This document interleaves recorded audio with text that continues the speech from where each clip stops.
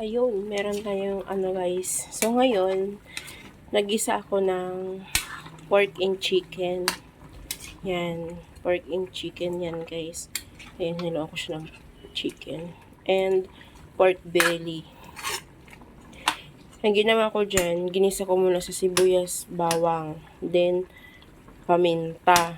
Ang nilalagay ko pala dyan, toyo, suka. Tapos, paminta, yan na nga. At ngayon, at medyo kumulo na nga siya, ay ang ilalagay ko, ang pinakasabaw natin dyan ay ang ating Coke. Yan. Nalagyan natin siya ng Coke. Yan. Coke yan siya guys. Siya ng ating pinakasabaw. Yan. Yung karamihan is Sprite, pero sa ating Coke.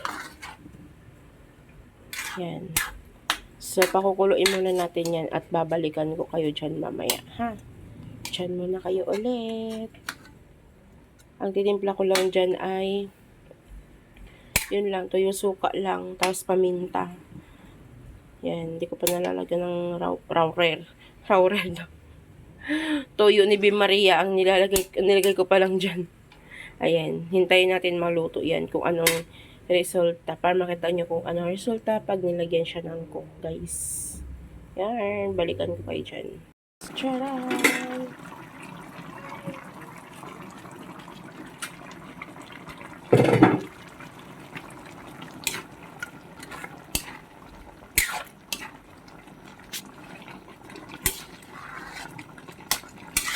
Yan.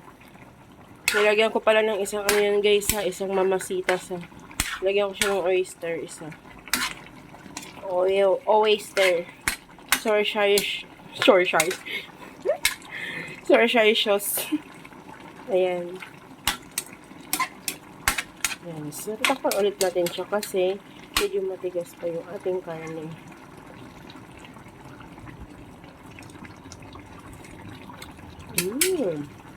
Ang sarap. Lasang Coke. ang ating adobo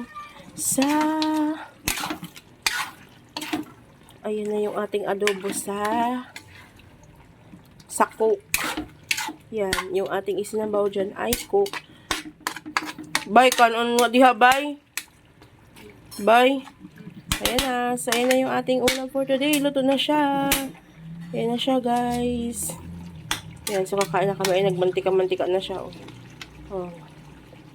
Diba? Sarap.